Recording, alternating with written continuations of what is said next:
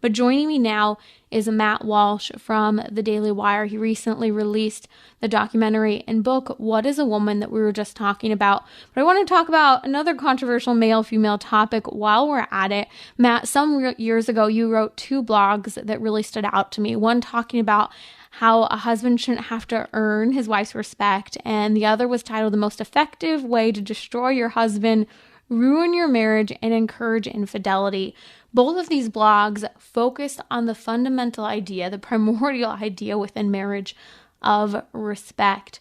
And I want to start a little bit with your story because it did fascinate me when you talked about how part of respect is respecting, a husband as a leader within the home. And you talked about how when you got married, you didn't know what you were doing necessarily to lead the home, and how your wife provided that space and respect to help you figure that out, but to encourage you and embolden you in that new role within your family. Can you talk a little bit about how this inspired you and what inspired you to write about this and talk about it?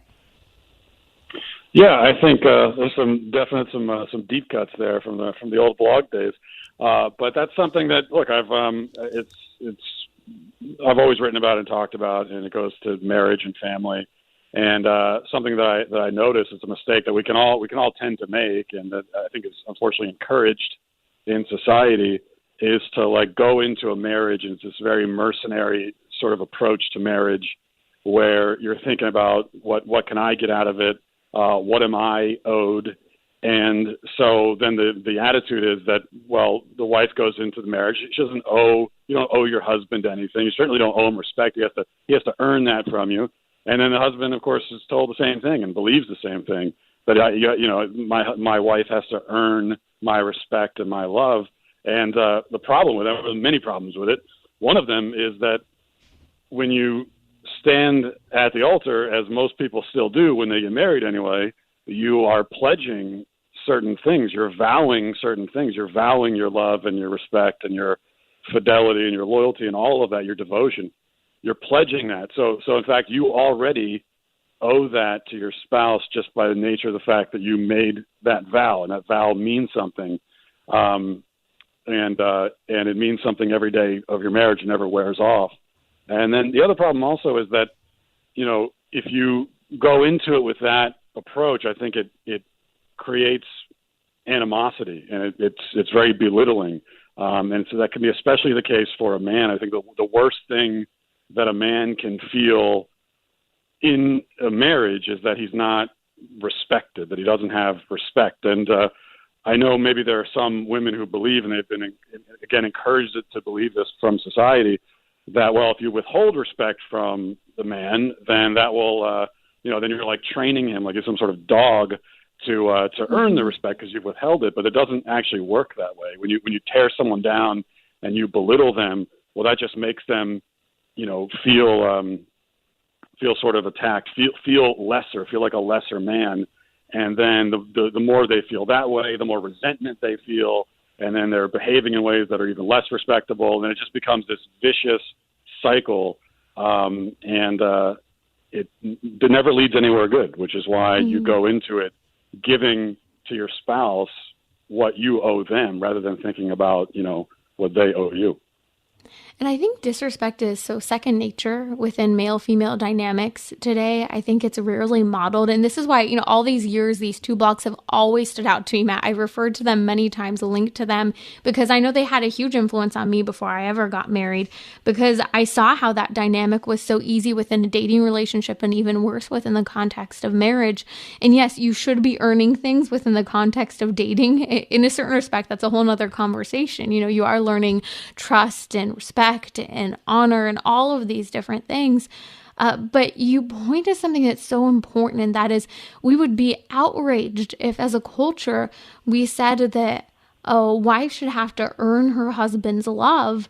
But we're so offended as a culture to say, or we're not offended as a culture to say, a man should have to prove his and earn his respect from his wife. It's such a, I think, double-edged sword in our culture, and it's hypocritical, yet that's what's modeled in TV, and I would argue in the majority of relationships today. Yeah, I think so. And this goes back, there's the old sitcom dad trope. It goes back to the 90s of the dumb, overweight oaf of a husband with the kind of sassy, beautiful wife who has no respect for him, and all the humor comes from what an idiot he is and all that, and she's constantly cutting him down, and you find that in commercials and everything. And I think that maybe sitcoms themselves with the laugh tracks and everything aren't as popular as they used to be, but that trope, that kind of idea, hasn't really gone away. It just manifests itself in different ways. But it also kind of, the other thing is that many people in my generation anyway, we grew up watching this kind of thing on media, and then you end up emulating it. And also it gives you the idea that it's okay to treat people that way. The other thing that I would mention too is that after having been married now for almost 11 years, and I have 4 kids, and learning more also from marriage. And one thing that I don't know if I'd say I've learned this necessarily because it seemed obvious going in, but I've had it, I've lived it now. And one of the most important things in a marriage is appreciation. Like, I think that when marriages fall apart and you listen to divorced couples and going through a divorce, you're always going to hear this story of how they don't feel appreciated. Neither of them felt appreciated by the other. It's just the same story over and over and over again. And that plays into the respect thing as well. I think men and women look for appreciation in different ways, but you have to bring that into the marriage. And you always have to keep in mind that you have to appreciate your spouse and show that you appreciate them, because if you don't, then again, it breeds resentment and you get back to that self-perpetuating vicious cycle. I would like to hear a little bit of your experience when you first got married. You said, my wife treated me as a leader in the home long before I had any idea what it meant to lead or how to do it. What was that like for you? Because I think that, a lot of women love to usurp the God-given role of leadership that we understand within the context of Catholic Christian marriage. And for you to say, this is something that your wife left you the space to figure out, how did that help, and how did it make it difficult perhaps as well? Yeah, I think from the very beginning, she kind of made it clear that that's the role that she wanted me to play. And she did give me the space to kind of figure that out, because the thing is, when you first get married, you can read about it and think about it and talk about it, but it's a different thing when you actually get married. And so no one is ever exactly ready in the sense that we think of it today. That's another problem, where we see the age of first marriage and having kids. It gets later and later and later. And I think now for men, it's like 30 or 31 almost for first marriage. And for women, it's like 27, 28, 29, something like that. Because people are just waiting around for this moment when they are allegedly going to be ready to dive into it. But then you figure out that no matter when you first get married, you have to, you're going to have that first day. It doesn't matter really how old you are. You're still going to be unprepared in so many ways for so much of what you're going to encounter, which is why it's so important to have those vows to begin with that you both respect and honor, and to have that, that pledge of fealty and loyalty, and then to give each other space to figure out how to fulfill their end of the bargain and their role. And my wife did that with me, and kind of, I always felt lifted up, in that way. And I always felt like she respected me and knew that I had the capacity to lead a family, and then sort of expected me to play that role. And that's, that was incredibly important.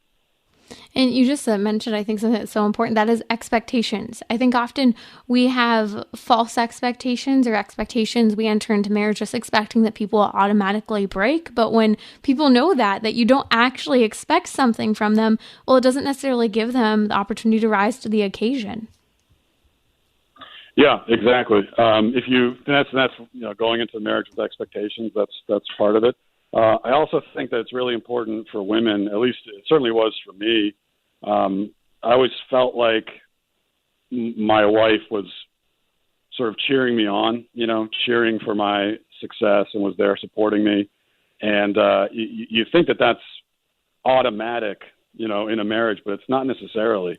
But you want to feel like your spouse is kind of, it sounds like a cliche or corny or something, but it's true that you want to feel like your spouse is your number one fan. And I think it's especially important for men to feel that way, to have that kind of support. And I always felt like that as well. And that's, again, crucially important. I'm someone who's very competitive when it comes to games and whatnot. And I don't think this is second nature. Sometimes it's even hard, let's say, if you're on the same sports team to work together on a team. So you can't even argue that you're just on the same team, but that you're working together, that you're, like you said, literally cheering the other person on. That's not second nature. And I think many spouses spend a long time competing against one another. Yeah, I'll admit that my wife and I, we play board games all the time, and we do get very competitive in board games. So that's the one area where we're trying to one-up each other. But there's a place. That's a thing. That's why it's maybe good to play board games or have some kind of game that you play with your spouse. So you have an avenue for that competitiveness if you need to get that out of your system, because we're both competitive people by nature. But then competitiveness in a marriage can be extremely destructive outside of actual games. And especially when you add kids and everything into the mix, even things like, once you start having we start having kids and there are responsibilities around the house, and that's when you start keeping score about, well, I did this, and I was up with the baby at night doing this, and I did this around the house, and you haven't done that. You get this scoreboard in mind, and you're constantly checking the scoreboard to see who's ahead. It could be, you can lapse into that very easily in a marriage. And that's, another thing you have to be really careful about. Okay. Final thought here. I would like to hear your thoughts. So you're married within the Catholic Church. You're Catholic. Especially in dealing with a lot of these male-female issues, why would you argue in the midst of everything you see in the culture, the confusion about gender, male-female dynamics, why is getting married in the Catholic Church so important? Well, because the Catholic Church, first of all, the Catholic Church has, there are so many reasons it's hard to even boil it down. One thing I will say is that the Catholic Church has a vision of marriage. Like, the Catholic Church knows what marriage is. You go through pre-Cana in the Catholic Church, and you'll understand through the church what the purpose of marriage is, why you're doing this. And I'm not sure that you can find that. In fact, I'm quite sure that you cannot find that anywhere else in the culture. I mean, marriage exists, especially from a secular standpoint. You talk to secular people, they believe, quote unquote, in marriage. But if you ask them, well, why do it? I mean, what really is the point of actually getting married? And they'll have a lot of, broad kind of statements about, well, you love each other. Yeah, but why devote yourselves to each other in this thing in this institution that we call marriage? The Catholic Church has an answer for that, and I'm not aware of anyone else that does have the answer.